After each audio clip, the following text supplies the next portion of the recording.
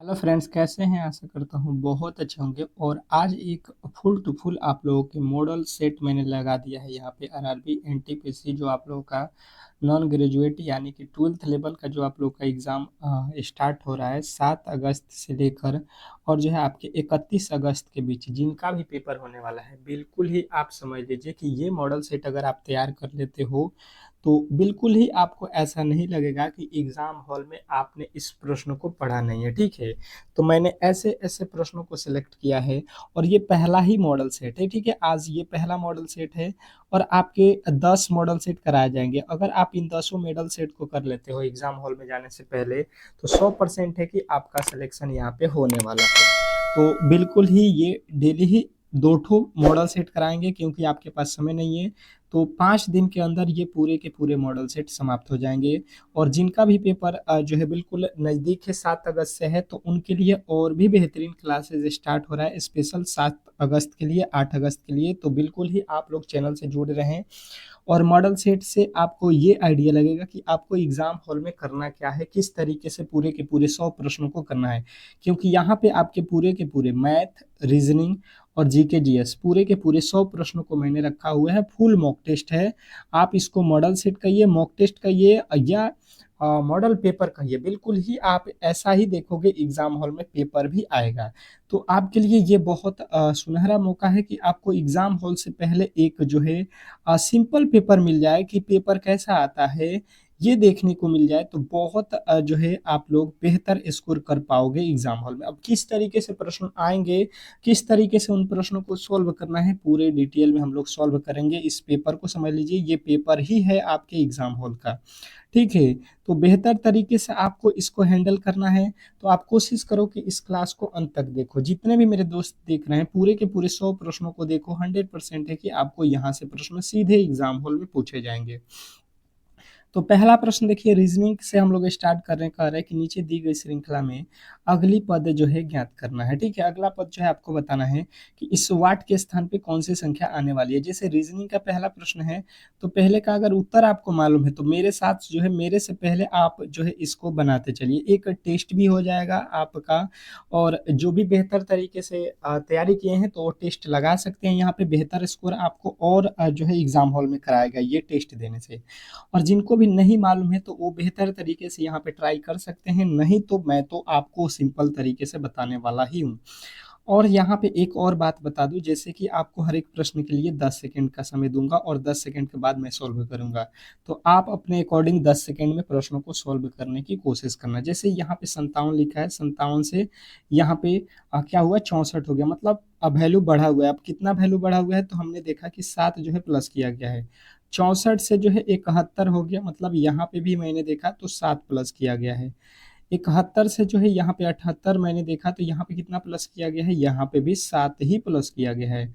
78 से यहाँ पे 85 लिखा है, मतलब यहाँ पे भी 7 प्लस किया गया है। तो इसके आगे हम कितना प्लस करेंगे, देखिए पहले 7 प्लस किया है, फिर 7, फिर 7, फिर 7। तो यहाँ पे आप भी बोलोगे कितना प्लस करोगे, 7। जब 7 जोड़ दोगे तो 85 7 कितना हो जाएगा, 92। और यदि आपने 92 बताया है, यदि आपने पहले का उत्तर 92 बताया है, तो बिल्कुल ही राइट उत्तर है, जो कि आपके ऑप्शन नंबर किस में दिया गया है। तो आप कहोगे ऑप्शन नंबर बी जो है बिल्कुल राइट उत्तर है। आशा करता हूं कि आप इस प्रश्न को बिल्कुल ही अच्छे तरीके से समझ गए होंगे। नेक्स्ट प्रश्न, अगला प्रश्न आपके सामने है, बताने की कोशिश करेंगे सभी लोग। आपका अगला प्रश्न देखिए, कह रहा है कि नीचे दी गई श्रृंखला में अगला पद ज्ञात कीजिए। देखिए अब श्रृंखला का अलग टाइप हो गया, एक तो अलग टाइप था, ये फिर अलग टाइप है। ठीक है, तो यही टाइप जो है आपके एग्जाम हॉल में पूछे जाएंगे। बिल्कुल बिल्कुल, बहुत अच्छा, बहुत बेहतरीन। दूसरे का जो है राइट उत्तर बताने की कोशिश करेंगे। 10 सेकेंड का समय रहेगा आप लोग के पास, मात्र 10 सेकेंड। आपको आ रहा है तो बिल्कुल, नहीं आ रहा है तब भी कोशिश कीजिए गलत या सही, क्योंकि एग्जाम हॉल में तो आपको जाना है और वहां पे तो आपको प्रश्नों को सॉल्व करना ही पड़ेगा। तो आप एक मौका यहाँ पे मिल रहा है कि आप गलत या सही बिल्कुल आप निडर होकर यहाँ पे बना सकते हैं।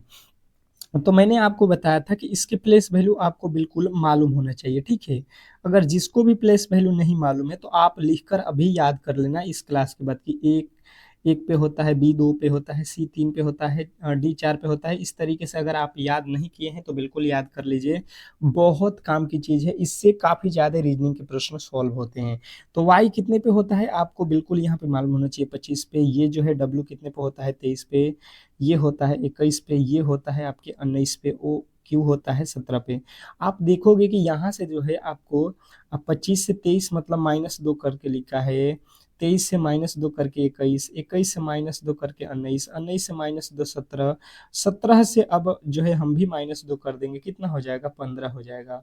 और 15 पे कौन सा अक्षर आता है, आप कहोगे ओ होता है। और ओ जितने भी मेरे दोस्त बताए हैं, ओ वाले जितने भी मेरे दोस्त हैं, बिल्कुल 100% सही उत्तर होगा, इसमें किसी तरीके के डाउट नहीं होना चाहिए। बहुत बेहतरीन प्रश्न था और आशा करता हूं कि आप ऐसे प्रश्नों में किसी भी तरीके से गलती नहीं करोगे। नेक्स्ट प्रश्न की ओर चलेंगे और अगला प्रश्न आपके सामने है। बताने की कोशिश करना है सभी लोगों को कि इस प्रश्न का जो है राइट उत्तर क्या होने वाला है। अगला प्रश्न देखिए, कह रहा है तीसरा कि निम्नलिखित विकल्पों में से संबंधित संख्या को जो है ज्ञात कीजिए। निम्नलिखित विकल्पों में से संबंधित संख्या को आपको बताना है। बताने की कोशिश कीजिए सभी लोग कि जो आपके वाट के स्थान है, यहाँ पे कौन सी संख्या आने वाली है। समय बहुत कम है, 10 सेकंड का ही है। आप लॉजिक लगाओ, 7 को जो है 19 लिखा है, तो 19 को हम क्या लिखेंगे। ये मैटर जो है थोड़ा सा यहाँ पे दिमाग को कंफ्यूज करने वाला प्रश्न है। देखेंगे कि ऐसा ही प्रश्न होता है, जैसे 30 रीजनिंग के प्रश्न आएंगे आपके एग्जाम हॉल में, तो इसमें से आप देखोगे कि आप जो यहाँ पे 20 होगा वो सभी लोग कर लेंगे, नॉर्मल होगा, बहुत नॉर्मल होगा।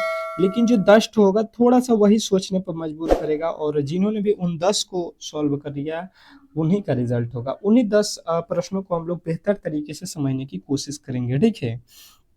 तो देखिए यहाँ पे लिखा है 7, 7 से 19 पे जाना है, तो आपका पहला दिमाग ये लगेगा कि 7 में 3 से गुणा करो और 2 घटा दो, 7 तरीके 21, 21 में से 2 जाएगा 19, ठीक है। फिर उसी तरीके से हमने यहाँ पे 19 को रखा, इसमें भी 3 से गुणा किया और 2 घटा दिया, 19 तिया 57, 57 में से 2 जाएगा, यहाँ पे आपका मिलेगा 55, जो कि आपके ऑप्शन में नहीं दिया गया। मतलब ये वाला लॉजिक तो कहीं ना कहीं आपके बिल्कुल ही गलत है, ठीक है। अब देखिए तुरंत ही हम लॉजिक को चेंज करेंगे और दूसरे लॉजिक पे आ जाएंगे। दूसरा लॉजिक क्या हो सकता है कि आप देखोगे यहाँ पे कि आप ये लॉजिक लगा सकते हो कि 7 से 19 पे जाना है ना, तो 7 में 19 यानी कि कितना जोड़ दिया है यहाँ पे, अगर आप देखोगे तो 12 जोड़ा गया है, ठीक है। 12 7 कितना होता है, 19 होता है। तो 19 में भी अगर हम 12 जोड़ देते हैं, ठीक है, तो 19 12 कितना हो जाएगा, 31। तो 31 जो है आपके बिल्कुल right Uttar option number A में ही दिया गया है। तो ये भी लॉजिक आपको बिल्कुल मालूम होना चाहिए, ठीक है। नेक्स्ट प्रश्न की ओर चलेंगे और अगला प्रश्न आपके सामने है। बताने की कोशिश करना है सभी लोगों को कि इस प्रश्न का जो है राइट उत्तर क्या होने वाला है। निम्नलिखित विकल्पों में से संबंधित अक्षर जो है ज्ञात करना है। संबंधित अक्षर, ये तो टाइप बहुत इंपॉर्टेंट है, स्टार लगा लीजिएगा। अब देखिएगा यहाँ पे इस प्रश्न को और बेहतर तरीके से सॉल्व करने की कोशिश करना है सभी लोगों को, जो भी मेरे दोस्त देख रहे हैं, ठीक है। अब देखिए हुआ क्या है, सबसे पहले ये हम लोगों को यहाँ पे देखना है कि पहला अक्षर यहाँ पे देखेंगे और पहला अक्षर यहाँ पे देखेंगे, पहले का कंपैरिजन पहले से। जैसे यहाँ पे टी होता है 20 पे और ये यू होता है 21 पे, मतलब आप कहोगे सीधा सीधी 1 प्लस किया गया है। आई से जो है यहाँ पे के लिखा है, आई होता है कितने पे, 9 पे, और के होता है 11 पे। 9 से 11 मतलब प्लस का 2 किया कर दिया है। एम से जो है पी लिखा है, एम होता है 13 पे और पी होता है 16 पे। तो पी से 13 से 16 पे गया है, मतलब प्लस का 3 किया गया है। ई से जो है आई लिखा है, मतलब यहाँ पे 4 प्लस कर दिया है। उसी तरीके से ई होता है 5 पे, आई होता है 9 पे, तो 4 जोड़ दिया। तो आप देख लो, पहले 1 जोड़ा है, फिर 2 जोड़ा है, फिर 3 जोड़ा है, फिर 4 जोड़ा है। तो आपको भी यही लॉजिक लगाना है और बिल्कुल यहाँ से जो है सबसे पहले कितना जोड़ना है, 1 जोड़ देना है। तो डी के बाद क्या आता है, ई। अब देखो यहाँ पे ए से जो है आपको 2 जोड़ना है, तो ए होता है 1 पे और 2 जोड़ दोगे 3, 3 पे होता है सी। आपका देखोगे यहाँ पे टी लिखा है, टी होता है कितने पे, टी होता है 20 पे। अब कितना जोड़ना है आपको, 3 जोड़ना है, तो 20 3 23, 23 पे होता है डब्लू। इसके आगे चलोगे यहाँ पे ई होता है कितने पे, 5 पे, 5 में 4 जोड़ोगे 9, 9 पे होता है आई। अब ये देख लो कहाँ पे दिया गया है, ये आप कहोगे ऑप्शन नंबर जो है सी में दिया गया है।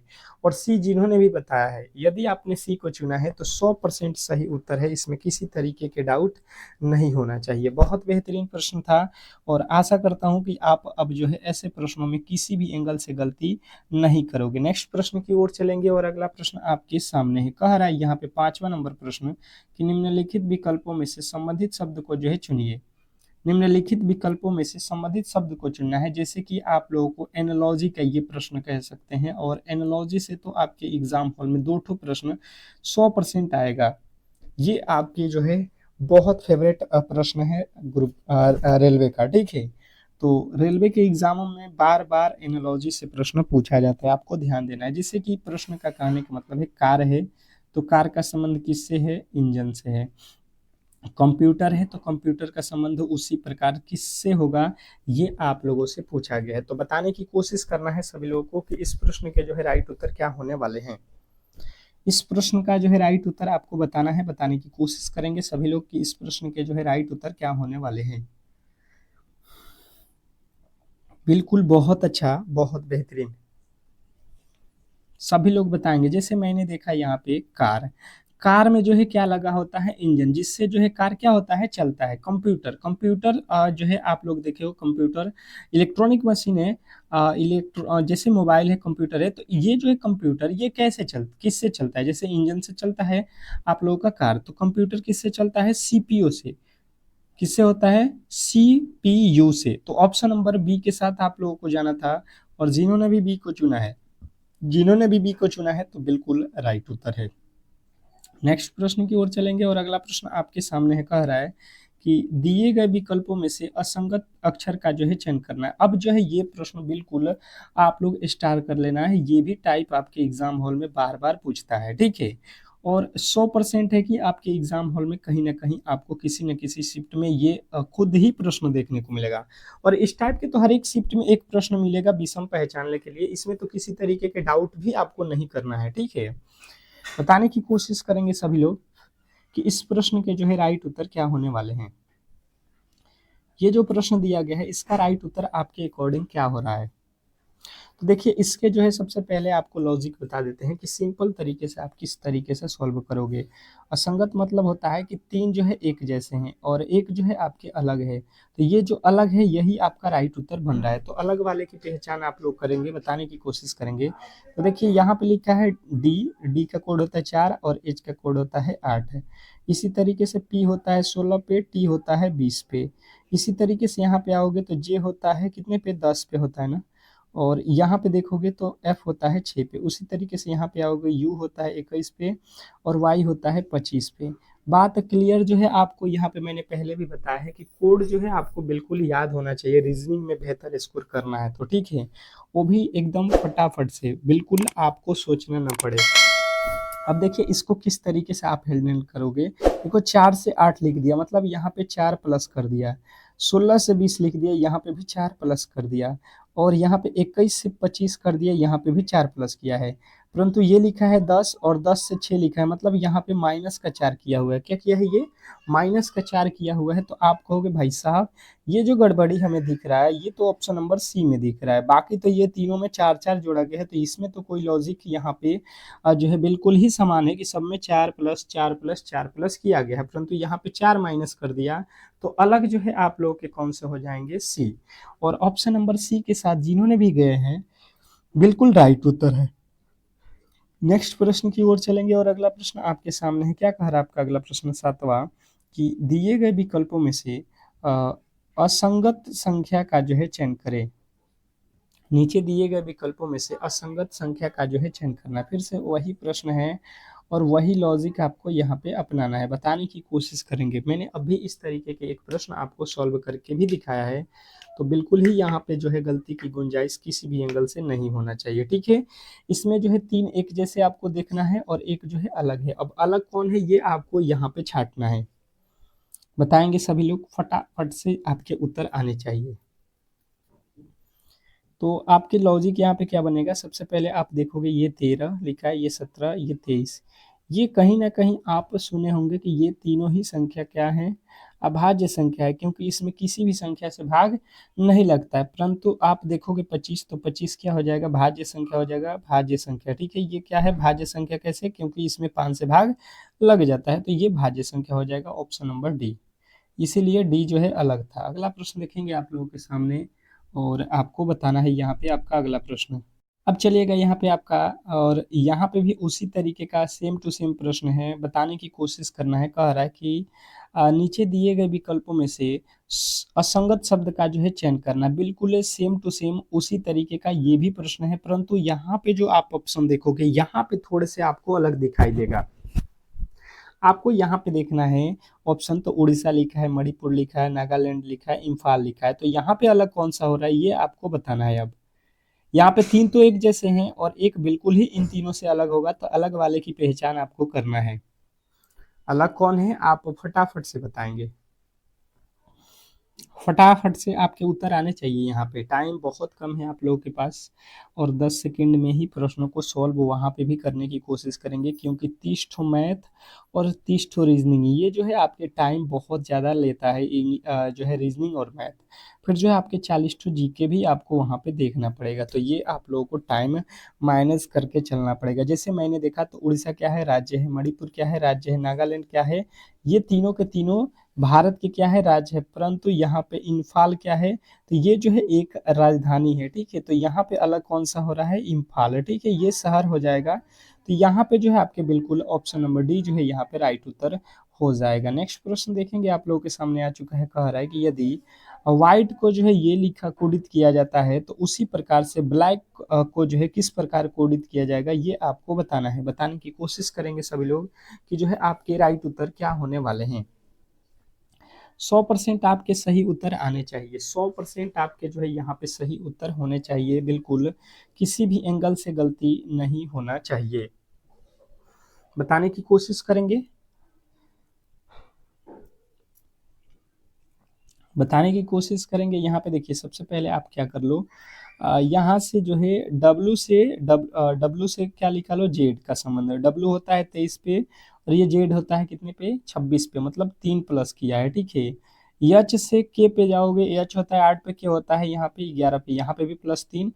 आई से जो है एल पे जाओगे, यहाँ पे भी प्लस का 3 किया है, और टी से जो है डब्ल्यू पे जाओगे, यहाँ पे भी 3, ई से जो है एच पे जाओगे, यहाँ पे भी 3, मतलब सब में जो है 3 3 3 प्लस कर दिया है। तो आपको आगे भी वही काम करना है, आप भी 3 प्लस कर दो। बी में 3 जोड़ोगे ई हो जाएगा, बी में इन, बी होता है 2 पे, 3 जोड़ोगे 5 हो जाएगा, 5 पे होता है ई। एल होता है 12 पे, 3 जोड़ोगे 15 हो जाएगा। ए होता है 1 पे, 3 जोड़ोगे 4 हो जाएगा, डी। उसके बाद से सी होता है 3 पे, 3 जोड़ोगे तो एफ हो जाएगा। अब देख लो, यहाँ पे ई लिख दिया, यहाँ पे ई लिख दिया, बिल्कुल गलत हो जाएगा। अब देखो के लिखा है, के कितने पे होता है, के होता है, और यहाँ पे देखो ई से स्टार्ट किया है ना, ये भी गलत हो जाएगा। आपका क्या हो रहा है, यहाँ पे के होता है 11 3 14। आप देख लो ऑप्शन नंबर किस में आ रहा है, FODFN, ऑप्शन नंबर डी के साथ जाओगे, बिल्कुल राइट उत्तर हो जाएगा। नेक्स्ट, सॉरी, यहाँ पे ई से स्टार्ट हुआ है ना, हम लोग ई से स्टार्ट हुआ है ना, बिल्कुल हम लोगों ने गलत टिक कर दिया है। ऑप्शन कौन सा सही हम लोगों को मिला हुआ है, ऑप्शन नंबर ये तो बी हो रहा है ना, हम लोग गलती कर दिए हैं, यहाँ पे एफ वाले को सही किए हैं। ठीक है, अब देख लो आप लोगों के ऑप्शन नंबर कौन सा सही है, बी, बिल्कुल राइट उत्तर हो जाएगा। नेक्स्ट प्रश्न देखेंगे, आप लोगों के सामने आ चुका है, और अगला प्रश्न कह रहा है कि यदि देलही को जो है ये कोडित किया जाता है, तो उसी कुट भाषा में मुंबई को जो है किस प्रकार से लिखा जाएगा, बताने की कोशिश करेंगे। ठीक है, बताएंगे सभी लोग कि जो है इस प्रश्न के राइट उत्तर क्या होने वाले हैं। अब देखो यहाँ पे होगा क्या, जैसे आप देखोगे डी का कोड कितना होता है, 4 होता है, ई का कोड कितना होता है, 5 होता है, एल का कोड 12 लिखा हुआ है, आई का कोड 8 होता है, सॉरी एच का कोड 8 होता है, आई का कोड 9 होता है। जितने भी अक्षर है उसके same to same place value यहाँ पे रखा गया है। जैसे आपको मैंने अभी बताया कि ए होता है 1 पे, बी होता है 2 पे, सी होता है 3 पे, इस तरीके से इसने कोडित किया है। तो अब जो है आप भी मुंबई को बैठा दो, मुंबई यानी कि एम का होता है 13, यू का होता है 21, एम का होता है 13, 13 21 13, 13 21 13 होना चाहिए, 13 21 13। ठीक है, यहाँ पे दोनों में बी होता है 2 पे, बी होता है 2 पे, यहाँ पे 2 नहीं दिया है। ठीक है, यहाँ पे 4 लिख दिया है, बिल्कुल गलत हो जाएगा। और फिर आई होता है 1 पे, और आई होता है 9 पे, ए होता है 1 पे। ऑप्शन नंबर आप देखोगे तो डी में जो है बिल्कुल 100% सही उत्तर है, इसमें किसी तरीके के डाउट नहीं होना चाहिए। नेक्स्ट प्रश्न की ओर चलेंगे और अगला प्रश्न आपके सामने है, बताने की कोशिश करेंगे। यहाँ पे देखिए जीके के प्रश्न स्टार्ट हो चुके हैं और फटाफट से 40 ठो जीके के प्रश्नों को हम लोग पहले कर लेते हैं, क्योंकि जीके बहुत महत्वपूर्ण है। सबसे अधिक नंबर का जो है जीके का ही पोर्शन होता है आपके एग्जाम में। और फिर जो है 30 ठो मैथ आपके पूछे जाते हैं, मैथ के भी प्रश्नों को हम लोग सॉल्व करेंगे। जस्ट जीके के बाद से मैथ के प्रश्नों को सॉल्व करेंगे। तो जीके में ज़्यादा समय नहीं लेंगे, 10 से जो है 12 मिनट में पूरे के पूरे 40 ठो जीके के प्रश्नों को हम लोग देख लेते हैं। अति महत्वपूर्ण प्रश्न है, कह रहा है कि एक जो है एस अगेंस्ट एड्स पुस्तक किसने लिखी? एस अगेंस्ट एड्स किसने जो है इस पुस्तक को लिखा है, ये आप लोगों से पूछा गया है। तो जिन्होंने भी बताया है सानिया मिर्जा, बिल्कुल राइट उत्तर हो जाएगा ऑप्शन नंबर बी। नेक्स्ट प्रश्न की ओर चलेंगे और अगला प्रश्न यहाँ पे देखिए, ये तो हो गया था। यहाँ पे देखिए, पागलपंथी सत्याग्रह कहाँ हुआ था? पागलपंथी सत्याग्रह जो है बताना है आपको कहाँ हुआ था, बताएंगे सभी लोग। पागलपंथी सत्याग्रह, पागलपंथी सत्याग्रह आपको बताना है। तो जिन्होंने भी बताया है बंगाल, बिल्कुल राइट उत्तर हो जाएगा ऑप्शन नंबर सी। फटाफट से आपको करते चलना है। यहाँ पे अगर प्रश्नों के उत्तर मालूम है तो आप कमेंट बॉक्स में फटाफट से दीजिए, नहीं तो याद करते चलिए, ठीक है? क्योंकि ये सारे के सारे प्रश्न आपके लिए मोस्ट एक्सपेक्टेड प्रश्न है। कह रहा है पुणे सार्वजनिक सभा की स्थापना निम्न में से किस स्थान पर हुई है? क्या पूछ लिया है? पुणे सार्वजनिक सभा की स्थापना निम्न में से किस स्थान पर हुई है? तो आपके राइट उत्तर बनेगा यहाँ पे, आपके जो राइट उत्तर बनेगा यहाँ पे क्या बनेगा? पुणे में हुआ है, ऑप्शन नंबर बी। यदि आपने बी को चुना है तो बिल्कुल ही राइट उत्तर है, इसमें किसी तरीके के डाउट नहीं होना चाहिए। नेक्स्ट प्रश्न कह रहा है यहाँ पे, संग्राम संगमा विद्रोह कहाँ हुआ? संग्राम संगमा विद्रोह कहाँ हुआ? तो आपके राइट उत्तर बनेगा यहाँ पे असम। नेक्स्ट प्रश्न की ओर चलेंगे और अगला प्रश्न कह रहा है कि दिसंबर 1929 में लाहौर अधिवेशन में संपन्न हुए कांग्रेस के राष्ट्रीय अधिवेशन में कौन सा प्रस्ताव पास हुआ? बताइएगा सभी लोग, बताने की कोशिश कीजिएगा। 45 नंबर प्रश्न के जो राइट उत्तर है क्या होने वाला है? 45 नंबर प्रश्न का जो है राइट उत्तर आपको याद रखना है कि ये पूर्ण स्वराज प्रस्ताव है, ऑप्शन नंबर सी। और यदि आपने सी को चुना है तो बिल्कुल राइट उत्तर है। नेक्स्ट प्रश्न की ओर चलेंगे और अगला प्रश्न कह रहा है कि लोकसभा में अविश्वास प्रस्ताव पहली बार किस वर्ष लाया गया? लोकसभा में अविश्वास प्रस्ताव पहली बार कब लाया गया, बताने की कोशिश करेंगे सभी लोग। सभी लोग बताएंगे कि इस प्रश्न के जो राइट उत्तर है क्या होने वाला है। तो आपके जो राइट उत्तर बनेगा ये बनेगा 1963, ऑप्शन नंबर डी। और यदि आपने डी को चुना है तो बिल्कुल राइट उत्तर है, इसमें किसी तरीके के डाउट नहीं होना चाहिए। नेक्स्ट प्रश्न की ओर चलेंगे और अगला प्रश्न कह रहा है यहाँ पे कि निम्नलिखित में से किसने 2 लगातार कार्यकालों में राष्ट्रपति के रूप में जो है अपनी सेवा दी? निम्नलिखित में से किसने 2 लगातार कार्यकालों में राष्ट्रपति के रूप में अपनी जो है सेवा दी, बताने की कोशिश करेंगे सभी लोग। सभी लोग बताएंगे कि इस प्रश्न के जो राइट उत्तर है वो क्या होने वाला है। 47 नंबर प्रश्न के जो राइट उत्तर होगा ये डॉक्टर राजेंद्र प्रसाद जी थे, जिन्होंने लगातार 2 बार जो है राष्ट्रपति की सेवा दी थी।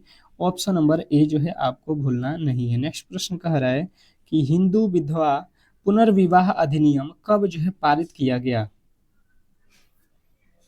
ये तो प्रश्न आप नोट ही कर लीजिएगा स्टार लगा के, बिल्कुल स्टार लगा लीजिएगा इस प्रश्न पे कि हिंदू विधवा पुनर्विवाह अधिनियम कब जो है पारित किया गया। तो आपके जो राइट उत्तर बनेगा, आपके जो राइट उत्तर बनेगा यहाँ पे ये हो जाएगा कब? तो 1856 ईस्वी, ठीक है, ऑप्शन नंबर जो है बी। नेक्स्ट प्रश्न की ओर चलेंगे और अगला प्रश्न आपके सामने कह रहा है कि जावा की खाई किस महासागर में स्थित है। जावा की खाई किस महासागर में स्थित है बताने की कोशिश करेंगे सभी लोग। सभी लोग बताएंगे इस प्रश्न के जो है राइट उत्तर क्या होने वाला है। तो जिनका भी उत्तर आ रहा है हिंद महासागर, हिंद महासागर ऑप्शन नंबर डी बिल्कुल राइट उत्तर हो जाएगा, इसमें किसी तरीके के डाउट नहीं होना चाहिए। नेक्स्ट प्रश्न की ओर चलेंगे और अगला प्रश्न आपके सामने है, कह रहा है कि वस्तुओं के वैश्विक संकेत अधिनियम कब लागू हुआ। वस्तुओं के वैश्विक संकेत अधिनियम कब जो है लागू हुआ, ये आप लोगों से पूछा गया है, बताने की कोशिश करेंगे सभी लोग। 50वें नंबर प्रश्न के जो राइट उत्तर है ये क्या होने वाला है, तो 1900 जो है 99, ऑप्शन नंबर सी के साथ जाओगे। नेक्स्ट प्रश्न, अगला प्रश्न आपके सामने है, बताने की कोशिश करेंगे सभी लोग कि भारतीय संविधान की जो है प्रदान करता है, भारतीय संविधान प्रदान करता है, क्या प्रदान करता है ये आप लोगों से पूछा गया है, बताने की कोशिश करेंगे सभी लोग। भारतीय संविधान प्रदान करता है, तो आपके राइट उत्तर बनेगा यहाँ पे कि भारतीय संविधान जो है एकल नागरिकता प्रदान करता है। एकल नागरिकता प्रदान होता है भारतीय संविधान में कि अगर आप जो है भारत के नागरिक हो तो किसी और देश के नागरिक नहीं बन सकते हैं, ठीक है, केवल एक ही देश के नागरिक हो सकते हैं। हाथी गुम्फा शिलालेख किसके द्वारा जो है उत्कीर्ण कराया गया था, बताएंगे। हाथी गुफा शिलालेख किसके द्वारा जो है उत्कीर्ण कराया गया था, तो आपके राइट उत्तर बनेगा यहाँ पे खारवेल का। खारवेल जो है आपके बिल्कुल राइट उत्तर हो जाएगा, ऑप्शन नंबर सी। नेक्स्ट प्रश्न देखेंगे आप लोगों के सामने आ चुका है कि बृहत संहिता पुस्तक किसके द्वारा लिखी गई। बृहत संहिता पुस्तक किसके द्वारा लिखी गई थी, बताने की कोशिश करेंगे सभी लोग। सभी लोग बताएंगे यहाँ पे आपके राइट उत्तर क्या हो जाएगा, वराहमी ब्राह्मी हीर, ऑप्शन नंबर डी के साथ जाएंगे। नेक्स्ट प्रश्न देखेंगे आप लोगों के सामने आ चुका है, कह रहा है किसान सभा आंदोलन किस राज्य से जो है प्रारंभ हुआ। किसान सभा आंदोलन किस राज्य से जो है प्रारंभ हुआ था, ये आप लोगों से पूछा गया है, बताने की कोशिश करेंगे सभी लोग। किसान सभा आंदोलन किस राज्य से जो है स्टार्ट हुआ था, तो बिहार से हुआ था, आपके ऑप्शन नंबर डी। नेक्स्ट प्रश्न की ओर चलेंगे और अगला प्रश्न कह रहा है कि नील दर्पण पुस्तक किसने लिखी। नील दर्पण पुस्तक किसने लिखी, बताएंगे सभी लोग कि नील दर्पण पुस्तक किसने लिखी। तो जिनका भी उत्तर आ रहा है दीनबंधु बिल्कुल राइट उत्तर है, ऑप्शन नंबर सी। जिन्होंने भी मेरे दोस्त वीडियो को लाइक नहीं किया है, तो आपके लिए हम लोग इतना बेहतर कंटेंट ला रहे हैं, तो आपका भी दायित्व बनता है कि इस क्लास को ज़्यादा से ज़्यादा लाइक करें और शेयर करें, ठीक है। जो भी मेरे दोस्त देख रहे हैं बिल्कुल ही शेयर कीजिएगा क्लास को। नेक्स्ट प्रश्न कह रहा है कि स्वतंत्रता भारत के पहले गवर्नर जनरल कौन थे। स्वतंत्र भारत के पहले गवर्नर जनरल कौन थे, बताएंगे। यहाँ पे 56 नंबर प्रश्न का जो है राइट उत्तर क्या हो जाएगा, Lord Mountbatten, option number D जो है आपके बिल्कुल राइट उत्तर हो जाएगा। नेक्स्ट प्रश्न देखेंगे आप लोगों के सामने आ चुका है कि उत्तर प्रदेश का उच्च न्यायालय कहाँ स्थित है। अगर आप चाहते हैं इस क्लास के पूरे पीडीएफ लेना 100 प्रश्नों को पीडीएफ, तो आपको इस क्लास के जो है डिस्क्रिप्शन में एक लिंक मिलेगा, ठीक है। आप लिंक पे जाएं और वहाँ पे जो है मेरा व्हाट्सएप ग्रुप है, ज्वाइन करें, बिल्कुल ही आपको डेली ही क्लास के पीडीएफ फ्री में जो है मिलता है। फ्री में आपको जो है पूरे के पूरे 100 प्रश्नों के पीडीएफ मिल जाएगा, आप बेहतर तरीके से रिवीजन कर सकते हैं। तो इलाहाबाद आपके राइट उत्तर हो जाएगा। नेक्स्ट प्रश्न देखेंगे आपके सामने आ चुका है, पावना किसान विद्रोह निम्न में से किस राज्य में हुआ। पावना पावना किसान विद्रोह निम्न में से किस राज्य में हुआ, तो आपके राइट उत्तर बनेगा ये पश्चिम बंगाल में हुआ है पावना किसान विद्रोह, ऑप्शन नंबर बी। बी के साथ जाएंगे। नेक्स्ट प्रश्न, अगला प्रश्न देखेंगे आप लोगों के सामने आ चुका है कि 11वें वित्त आयोग के अध्यक्ष कौन थे। क्या पूछा गया है, 11वें वित्त आयोग के अध्यक्ष आप लोगों से पूछा गया है, बताने की कोशिश करेंगे सभी लोग।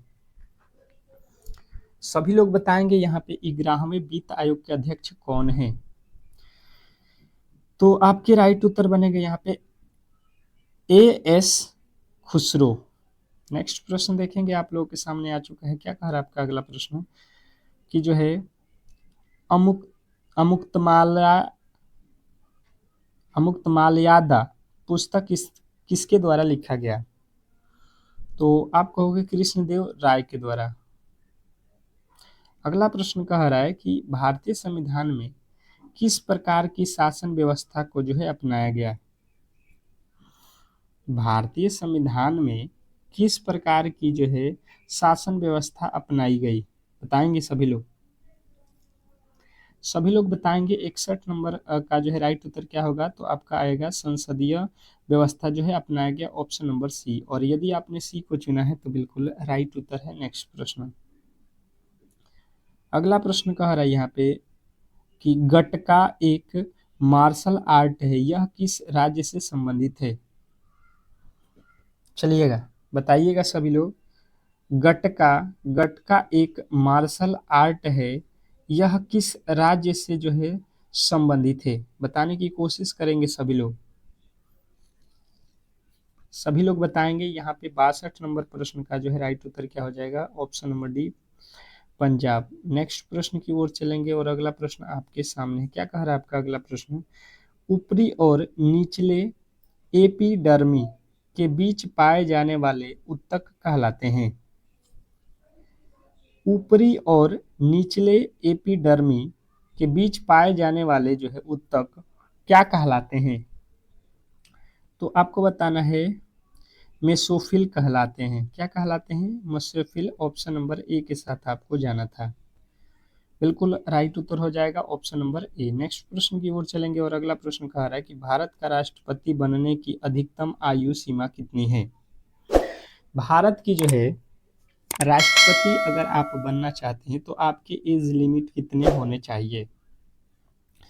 तो आपको बताना है कि यहाँ पे जो है अधिकतम एज लिमिट नहीं रखा गया है कि आप कितने वर्ष के हो। हाँ, न्यूनतम रखा गया है कि आप जो है 35 वर्ष से कम के नहीं होना चाहिए, नहीं तो आप जो है राष्ट्रपति नहीं बन सकते हैं। आपका एज जो है 35 से एबव होना चाहिए, ठीक है।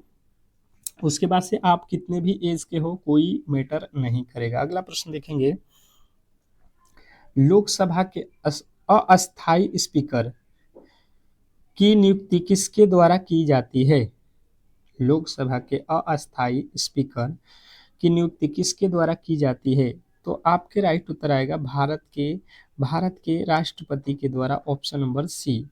और यदि आपने सी को चुना है तो बिल्कुल राइट उत्तर है। नेक्स्ट प्रश्न की ओर चलेंगे और अगला प्रश्न कह रहा है कि भारत की पहली गैर कांग्रेसी सरकार के नेता कौन थे? भारत के पहले गैर कांग्रेसी सरकार के नेता कौन थे? ये आप लोगों से प्रश्न पूछना चाह रहा है। बताने की कोशिश करेंगे सभी लोग। सभी लोग बताएंगे यहाँ पे। तो जिनका भी राइट उत्तर यहाँ पे आ रहा है ए मोरारजी देसाई, बिल्कुल राइट उत्तर हो जाएगा ऑप्शन नंबर ए। नेक्स्ट प्रश्न की ओर चलेंगे और अगला प्रश्न कह रहा है कि भारतीय अर्थशास्त्र संस्थान कहाँ स्थित है? भारतीय अर्थशास्त्र संस्थान कहाँ स्थित है? बताने की कोशिश करेंगे सभी लोग। सभी लोग बताएंगे यहाँ पे कि आपका जो है राइट उत्तर क्या होने वाला है। तो जिन्होंने भी ऑप्शन नंबर सी चुना है हैदराबाद, बिल्कुल राइट उत्तर है। नेक्स्ट प्रश्न की ओर चलेंगे और अगला प्रश्न आपके सामने है। 1991-92 में पहली राजीव गांधी खेल रत्न पुरस्कार निम्न में से किस भारतीय खिलाड़ी को जो है प्राप्त हुआ था? यहाँ पे 1991-92 में राजीव गांधी खेल रत्न पुरस्कार जो है स्टार्ट हुआ था, तो सबसे पहले किस खिलाड़ी को दिया गया था, ये प्रश्न में पूछा गया है। तो आपको बताना है विश्वनाथन आनंद। आपके बिल्कुल राइट उत्तर हो जाएगा option number B. Viswanathan Anand को दिया गया था, ऑप्शन नंबर बी जो है आपके बिल्कुल राइट उत्तर है। नेक्स्ट प्रश्न कह रहा है कि बाघों के संरक्षण से संबंधित कार्यक्रम प्रोजेक्ट टाइगर कब जो है शुरू हुआ? क्या पूछा गया है? बाघों के संरक्षण से संबंधित कार्यक्रम प्रोजेक्ट टाइगर कब जो है शुरू किया गया? बताएंगे सभी लोग। सभी लोगों के उत्तर यहाँ पे आना चाहिए 1973 ऑप्शन नंबर सी। नेक्स्ट प्रश्न की ओर चलेंगे और अगला प्रश्न कह रहा है कि भारतीय पुरातत्व सर्वेक्षण विभाग किसके अंतर्गत आता है?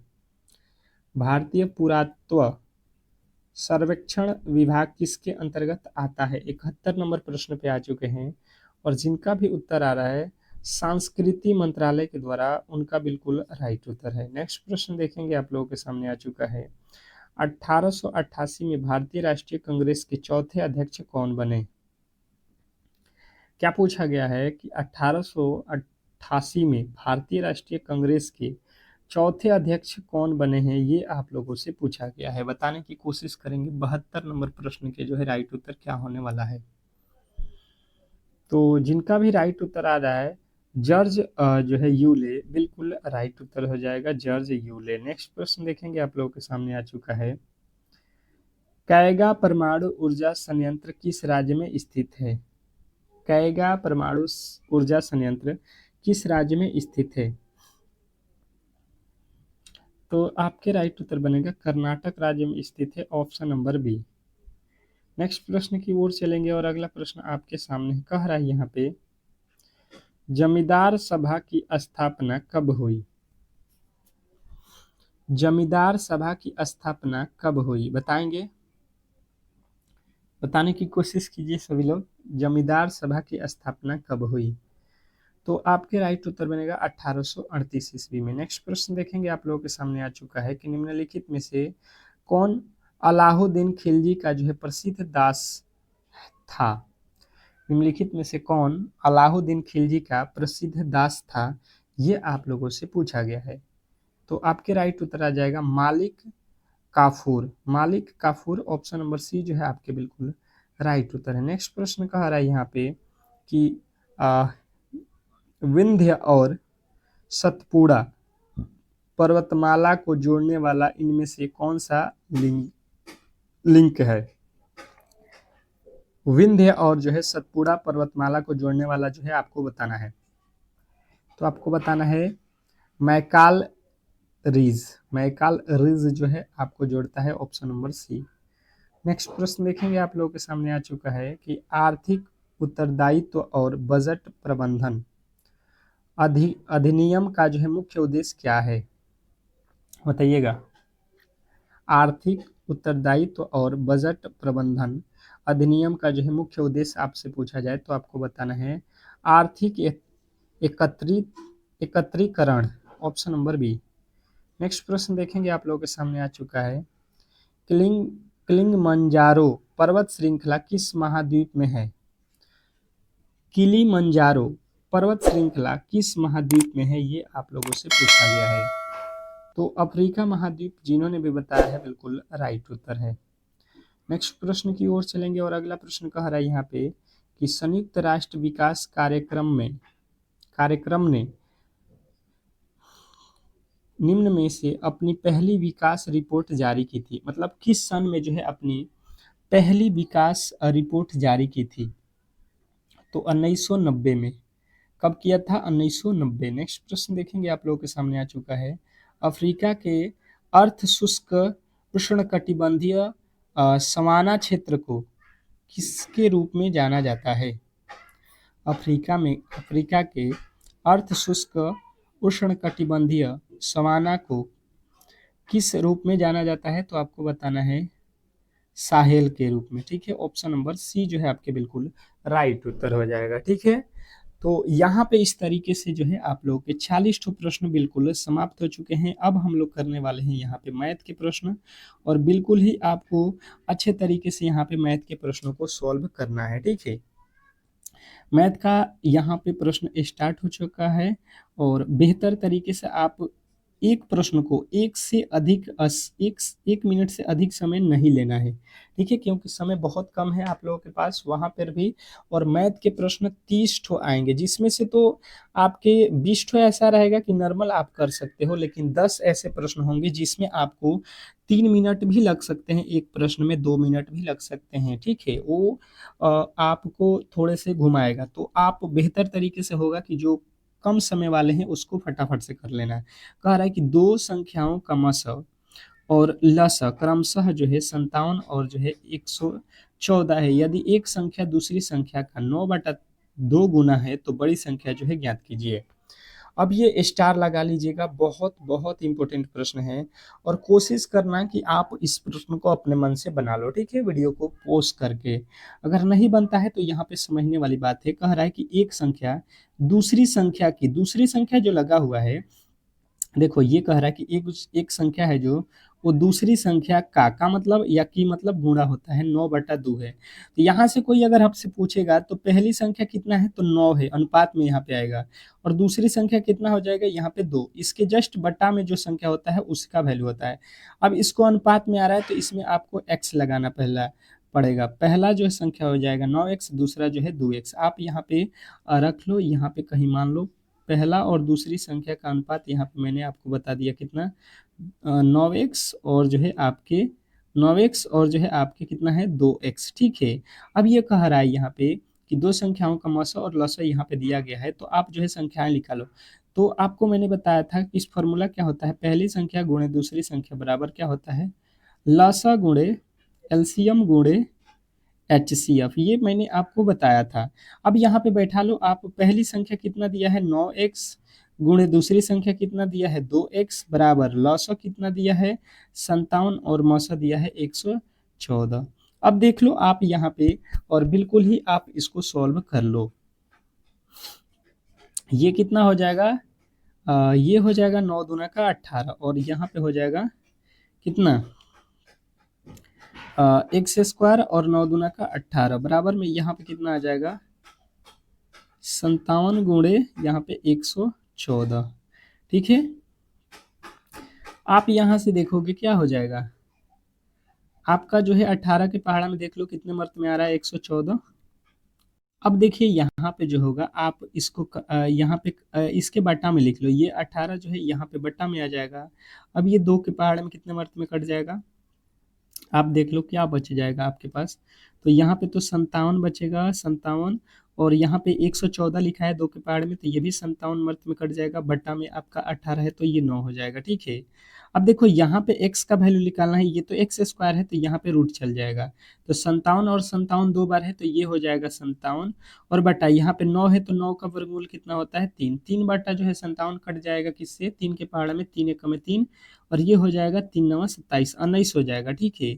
अब कौन सी संख्या बड़ी है, तो आप देख लो पहली संख्या 9x है, दूसरी संख्या 2x है, इसने कहा है बड़ी संख्या तो बड़ी तो 9 हो जाएगा, तो 9 में जो है 19 से गुणा करो, 19 9 कितना होता है 171। यदि आपने ऑप्शन नंबर डी को चुना है तो बिल्कुल ही राइट उत्तर है, इसमें किसी तरीके के डाउट नहीं होना चाहिए। नेक्स्ट प्रश्न की ओर चलेंगे और अगला प्रश्न आपके सामने है, देखिएगा और बताने की कोशिश कीजिएगा कि 5 लगातार दिनों में एक नगर की जो है दर्ज किए गए जो है तापमान यहाँ पे दिए गए हैं, इन 5 दिनों के जो है औसत तापमान आपसे पूछ लिया है। औसत तापमान जो है बताने की कोशिश करेंगे सभी लोग कि इसका जो है औसत तापमान क्या होने वाला है। तो देखिए औसत बराबर क्या होता है, औसत एवरेज बराबर क्या होता है, आपको मालूम है एवरेज बराबर जो है राशियों के योग, तो राशि कितने हो जाएंगे 28 प्लस राशियों का योग बटा राशियों की संख्या कर लो, 32 प्लस 31 प्लस 29, और बट्टा में कितने दिन हुए हैं तो 5 दिन, तो बट्टा में 5 कर लो। ये हो गया 9 और 1 10, 2 12, 12 और 8 20 के हो गया 0। अब देख लो 2 और 3 5, 3 8, 3 11, 2 11 2 13 और 2 को हार्सिल 15, बट्टा में कितना हो गया 5, ये 5 के पहाड़े में कितने मर्त में कट गया 30, यानी कि आप कहोगे एवरेज जो होगा इसका 30 डिग्री सेल्सियस हो जाएगा 5 दिन का, ठीक है। नेक्स्ट प्रश्न, अगला प्रश्न आपके सामने है, बताने की कोशिश करेंगे सभी लोग कि इस प्रश्न के जो है राइट उत्तर क्या होने वाला है। कह रहा है कि ए किसी काम को 57 घंटे में और एक जो है 57 घंटे में कर सकता है, बी और सी मिलकर 28 घंटे में कर सकते हैं, जबकि सी और ए मिलकर 19 घंटे में कर सकते हैं, तो बी अकेले इस काम को कितने देर में करेगा। अब ये स्टार लगा लीजिएगा, ये तो बिल्कुल ही आपके एग्जाम हॉल में आने वाला प्रश्न है। तो देखिए सबसे पहले आप कर लो ए का जो है काम कितने दिन में हो रहा है 57, फिर कह रहा है बी और सी, तो बी और सी कितने दिन में कर रहे हैं, ये कर रहे हैं 28, फिर देख लो कौन है ए और सी, तो ए और सी कितने दिन में करेंगे, ये लिख लो आप कितने दिन में कर रहे हैं 19 दिन में, तो 19 लिख लो। इन तीनों का जो है लौसा निकाल लो, और तीनों का लसा कितना आ रहा है, आप इसको निकालोगे तो आएगा 1596। कितना आ रहा है, 1596। आप 57 से भाग दोगे तो कितना आएगा, 28 आ जाएगा 57 से। फिर 28 से भाग देंगे तो कितना आ जाएगा, 57 आ जाएगा। फिर 19 से भाग देंगे तो कितना आ जाएगा, 84 आ जाएगा। ठीक है, अब यहाँ पे देखिए आप लोगों से किसका बोला गया है, बी का काम। तो देखिए बी का काम निकालना है तो सबसे पहले मुझे ए का मालूम है कितना है, 28। यहाँ से 28 रख लेंगे ए की जगह पर, यानी कि जो है हमें क्या मिल जाएगा, यहाँ पे ए का वैल्यू यहाँ पे कितना मिला है हमें, 28 मिला हुआ है। ठीक है, ए प्लस सी का वैल्यू कितना दिया है यहाँ पे, 84। तो 84 में से हमने क्या किया, 28 माइनस किया तो कितना आ जाएगा यहाँ पे वैल्यू, वो हो जाएगा आपका किसका, सी का वैल्यू। सी का वैल्यू निकाल रहे हैं, यहाँ से माइनस कर रहे हैं। तो यहाँ पे 14 में से 8 जाएगा 6, और यहाँ पे हो जाएगा आपका 7 में से 2 गया 5, 56। अब बी का वैल्यू 56 हो गया, हमें पूछा सॉरी सी का वैल्यू 56 हो गया। अब देखो बी प्लस सी का वैल्यू कितना है, 57 है।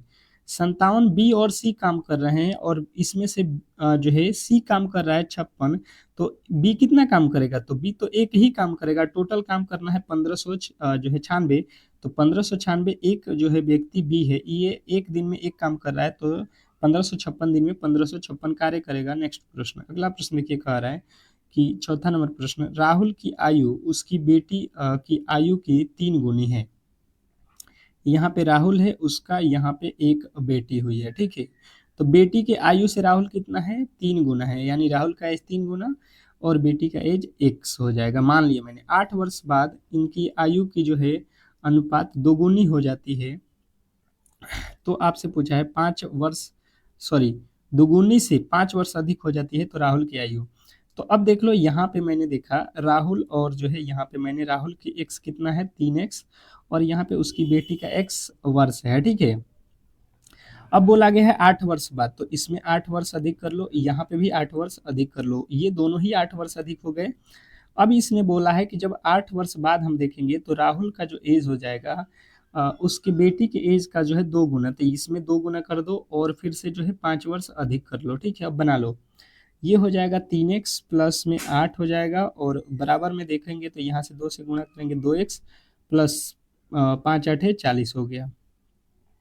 इधर 2x जो है आएगा, 3x इधर है तो इधर 2x को कर लो, तो माइनस का 2x हो जाएगा बराबर, इधर 40 हो जाएगा और माइनस का 8 हो जाएगा। तो 40 में से 8 जाएगा, आप कितना बताओगे, 32, और 3x में से 2x घटेगा x, यानी x का वैल्यू कितना आ जाएगा, 32।